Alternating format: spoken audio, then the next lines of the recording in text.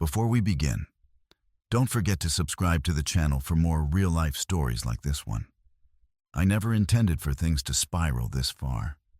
What began as a few innocent messages slowly turned into something I couldn't control. Something that grew in the quiet spaces of my marriage where love used to live. My name is Amanda. And for most of my life, I was the kind of woman who followed rules, believed in vows, and truly thought that love, once spoken beneath an altar, could withstand anything. But somewhere along the way, I became someone I swore I'd never be. Nathan and I had been married for 10 years. People called us stable, dependable, and comfortable. And they weren't wrong. We didn't argue much anymore. But maybe that was part of the problem.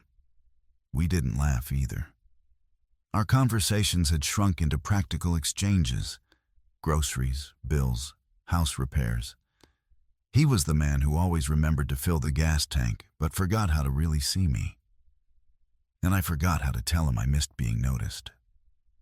Then came Matthew. He wasn't a stranger I found online. He worked at the same firm, just 2 floors up. A familiar face I'd known for years. He listened when he didn't have to. He noticed when no one else did. It didn't start with passion or drama. It started as comfort, disguised as connection. But comfort is dangerous when you're starved for affection. I told myself it wasn't cheating, just coffee breaks, then late lunches, then messages that went too far. One night, while Nathan fell asleep on the couch with the TV humming softly, I sat in our bedroom, heart pounding, staring at my phone. Matthew had texted, "I wish you could just tell him. I hate sneaking around." That was the first time guilt outweighed desire. I typed back, "I'm ending it tomorrow. I can't do this to him anymore." And I meant it. The next day, I'd asked Matthew to meet me at the small apartment he rented downtown. My plan was simple: end things quietly, cleanly, without chaos. Nathan didn't need to know. I thought I was protecting him from the kind of pain that breaks people. The sky that morning was gray and heavy, as if even the world disapproved. I parked 2 streets away, my hands trembling on the steering wheel. Inside, Matthew greeted me with that familiar, gentle smile that once made me feel alive. But that day, it only made me feel small. "I can't do this anymore," I blurted before he could close the door. "He doesn't deserve this." Matthew looked at me, hurt, confused, maybe a little angry. "Amanda, you think ending it like this fixes anything? You think you can just erase me?" I swallowed hard. "I'm not erasing you. I'm trying to stop the bleeding before it gets worse." He ran a hand through his hair and stepped closer.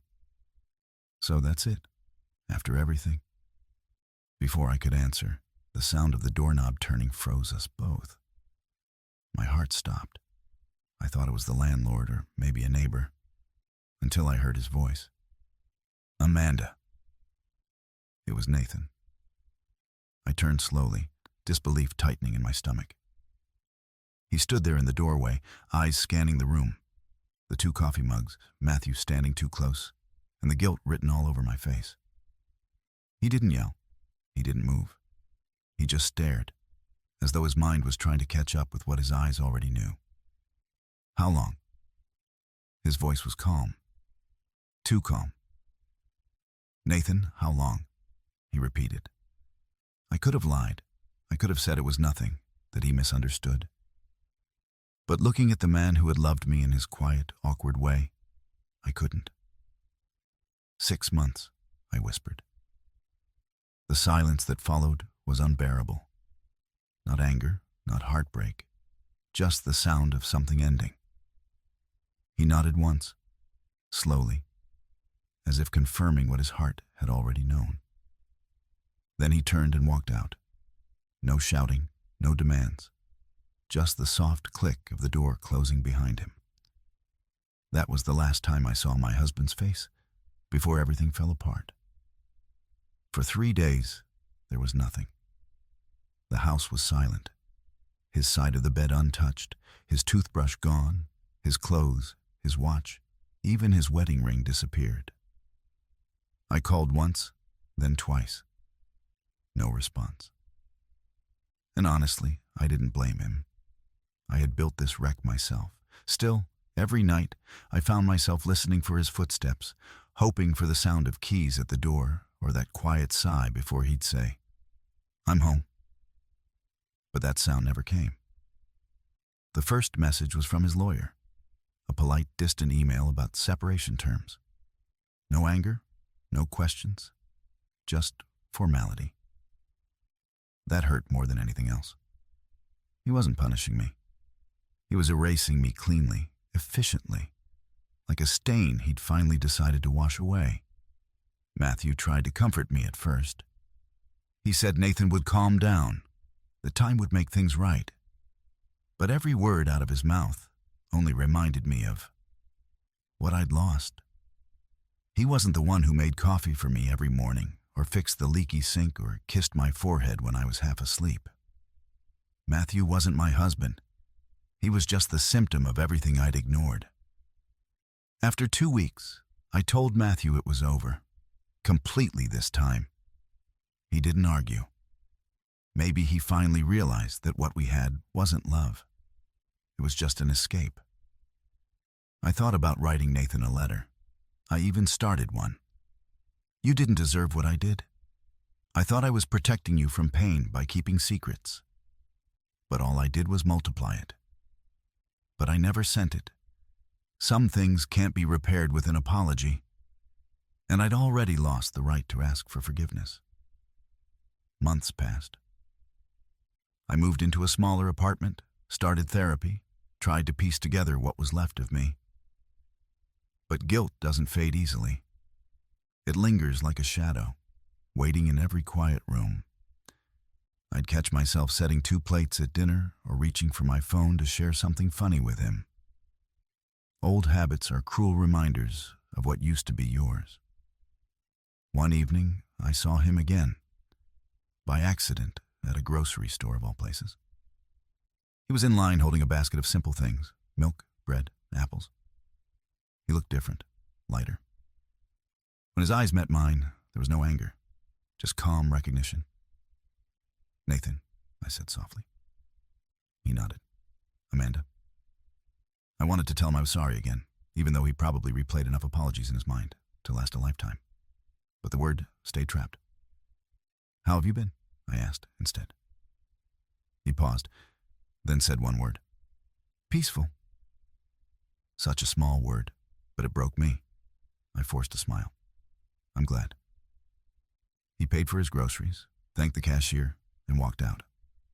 I waited, hoping he might glance back just once. But he didn't. And maybe that was his final act of love, letting me live with what I'd done without offering the comfort of closure. As I walked home that night, I thought about that day in Matthew's apartment. The day I told myself I was ending the affair to protect Nathan from pain. How arrogant that was. Pain doesn't disappear when you hide it. It waits. It grows. It finds its way out sooner or later. Now I understand. Love isn't destroyed by anger. It dies quietly from neglect, from silence, from the moments you stop choosing the person beside you. I stopped choosing Nathan long before I betrayed him. The affair was only the final proof. Sometimes I still dream about our old house. I see him sitting on the couch reading, the TV murmuring in the background. I see myself walking in, standing behind him, wanting to say something, anything, to bring us back. But in the dream, like in life, he never turns around. And when I wake, it's to an empty room, the sound of rain against the window, and one haunting thought repeating in my head. I tried to end the affair in secret to spare him pain, but all I really did was teach him how to live without.